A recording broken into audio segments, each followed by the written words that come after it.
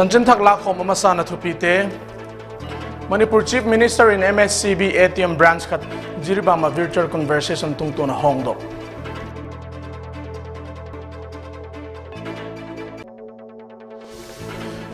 Manipur University of Culture Thua Raja Sabha member Lengpa Sanazauba Leisimba in Union Culture Minister Z. Krishna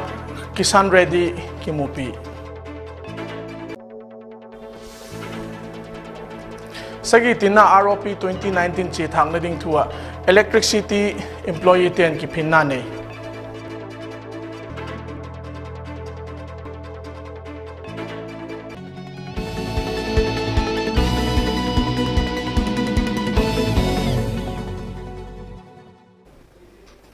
Vahui TV Vaiphei News and today zo se ke ma PAUTHANSANG in chibai kahung bukhi.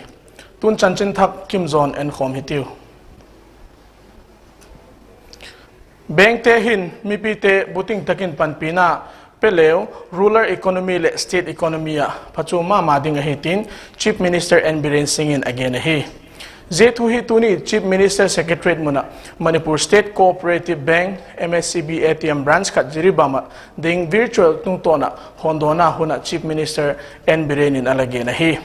Zehuna Chief Minister in again na chun ATM facility MSCB somna thumtina branch apat hin mipi ten apat chumpi ngai ding ulam et ahi khantona dinga hin bengin nasatakin mopuk na anahi zetu hi Narendra Modi in le alagen langa scheme le beneficiary chom direct benefit transfer apat chumpe na ma dingin pat dona alanehi ati dam loket kolna atasam umte et suina hin doctor le staff kiningting takin ke koi na dingin panna sa takin akilaitin Chief Minister in alagen he tuni hun kimanna jiribam DC SP MSCB board member chairman manager le staff te zo se te chungin Chief Minister in kipak pina thu alapung he Dr. Goja Singh laga laina na bagi mafam adagi sabana manda schools aya adagi college upgrade tawre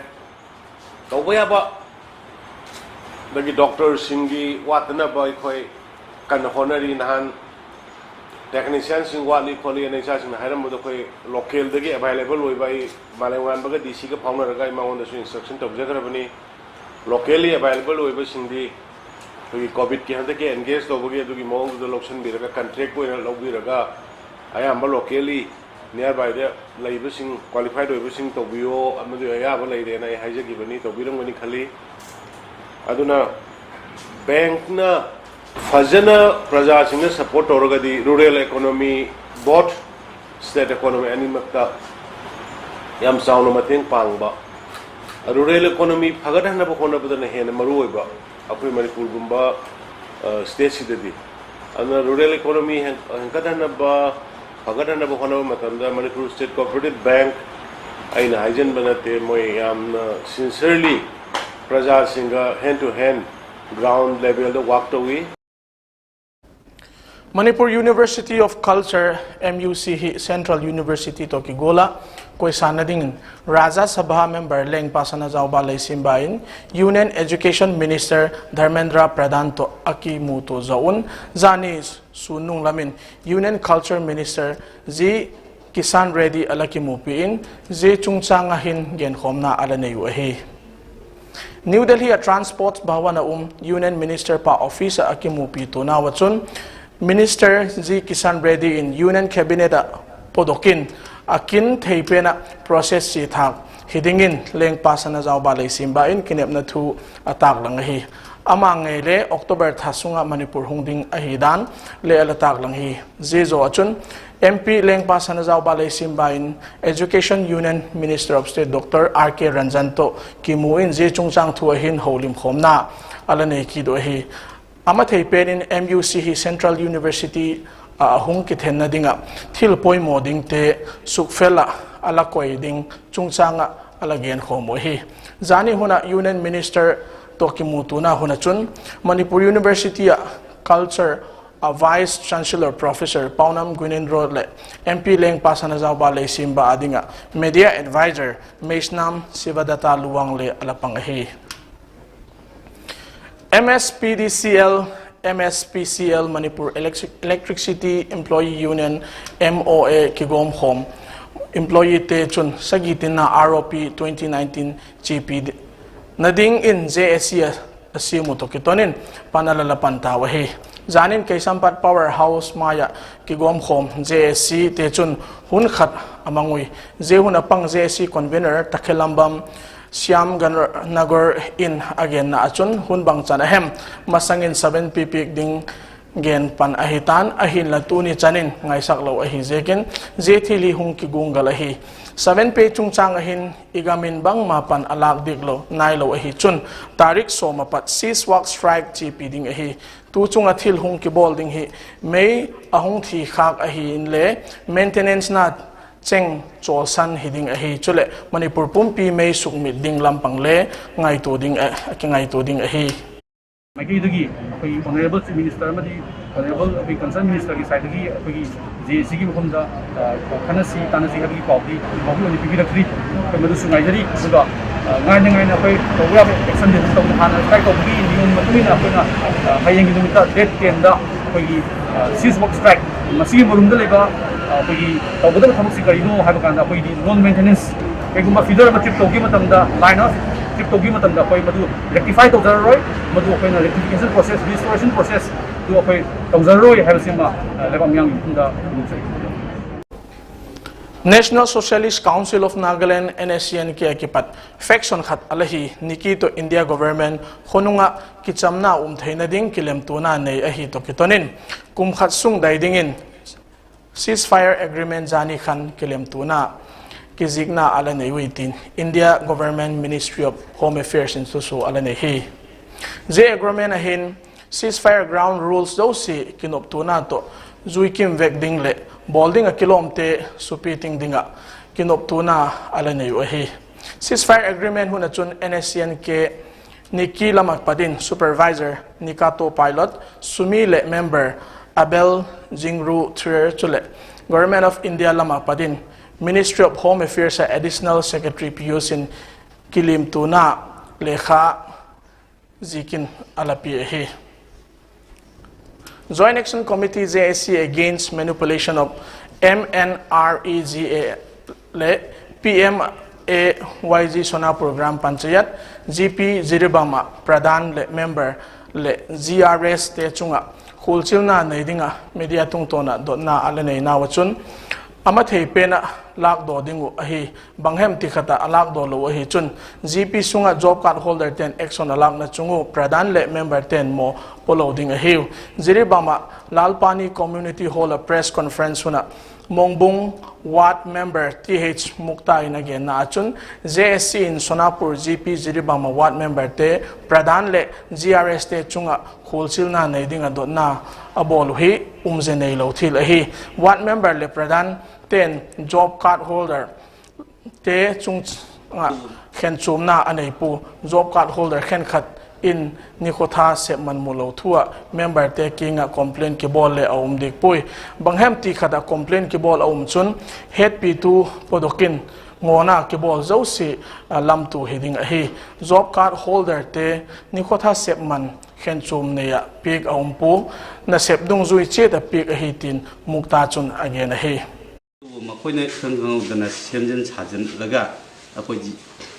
UN Action Committee ki member ni ekoi thapuk tawi hai raka mioi kharana press media da ekoi ki pradhan member singi mathakta GRS singi mathakta asigumba claim tawase masibu koina tasina janing da pawi Technopal Block Hope Sunga Zion Khole Si Gamnum Khua MGNREGS 2021 le PMAYG 2019-2020 to Kisaya Social Audit Gram Sabah Hunne Alahi Manipur Social Audit Agency District Social Auditor Ningthozam Lunganis Malatna Mi Pathum Te Panna member Kisim 10 Tutha Nithum Niya Kipat Nigit Chan Social Audit Na Alanayu Ahi MGNREGS card holders le PMAYG beneficiary te panna hun kimang social audit hun sunga chun Technopal block adinga block development official mi khen khat le apangu ahi Wangjing Tintha Assembly constituency sunga Phunrei Makha Leikai apat BJP workers som lekhat athaga Indian National Congress hung pangin hunmasa minister Moirang Them Hemanta atosod ui ati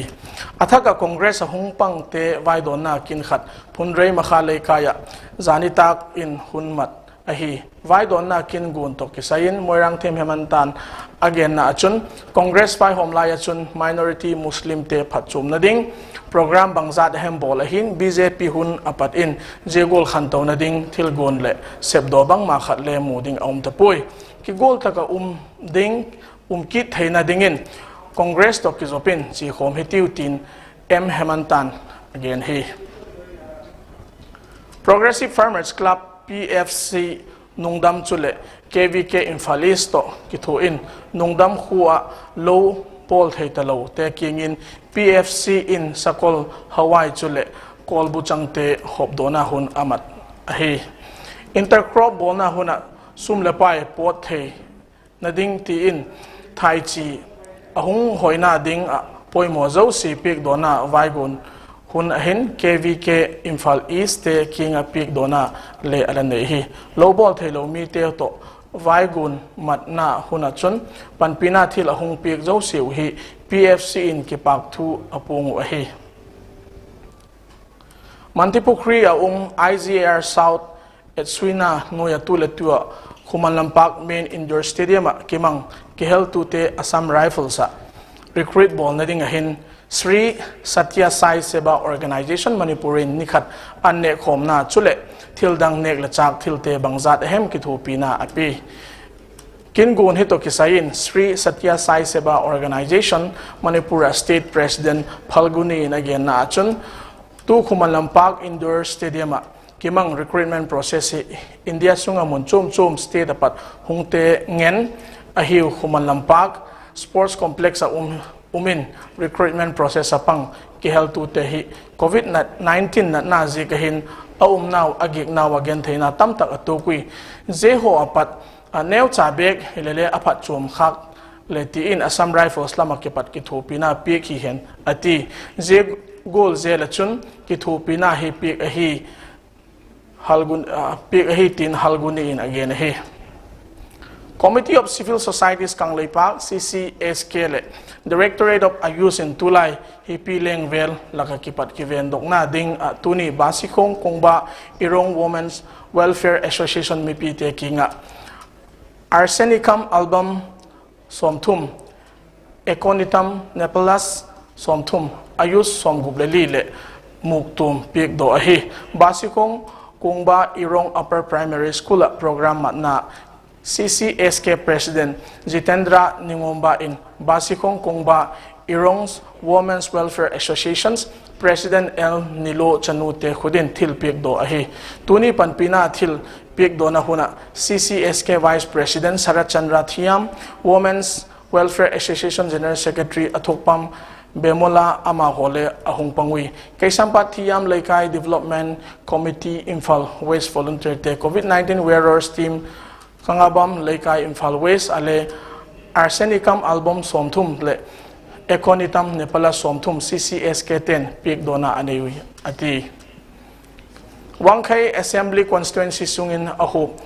Kiam Makha Leikai Leitan Puk apat Kiam Awang Leikai kizot mana lampi social workers kharibam zibanin sung bokin nasip apantai lampi asim na Kiang Welfare Club member Thinguzam Arjunin again na achun zelam pihi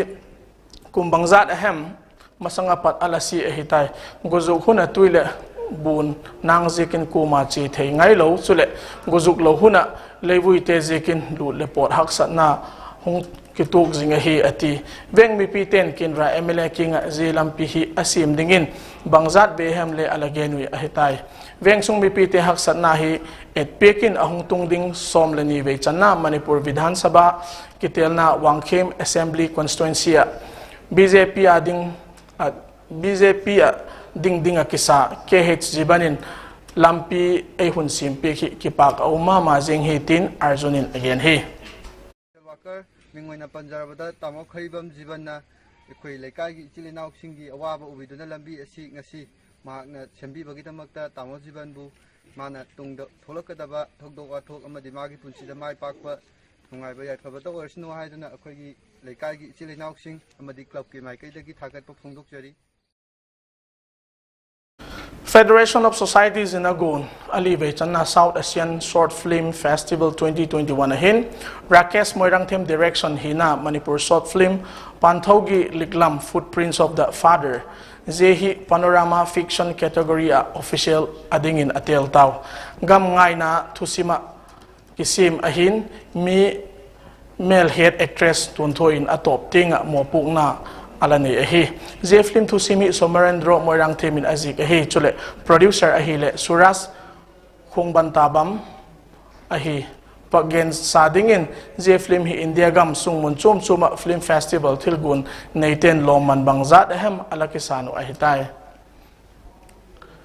Khovel Pumpi inatu COVID-19 na kipat kiven bit na dinga mimalin abol the thil te ho ngai khok thaka bol che dingin Vahui TV lama kipadin ikichilu ahi zete chu hile face mask bol jing ding khat le khat fit ku ki ka ding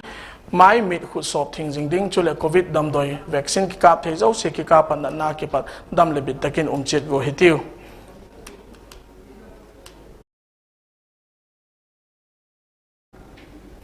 avela thupite Manipur Chief Minister in MSCB ATM branch Khat Jiribama virtual conversation tungto na Hongkong.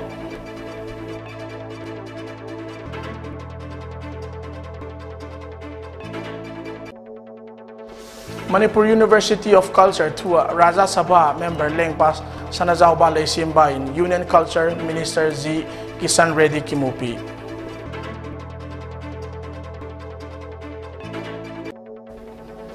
Sagitin na ROP 2019 chithak na ding thua electricity employee 10 kipin na nei.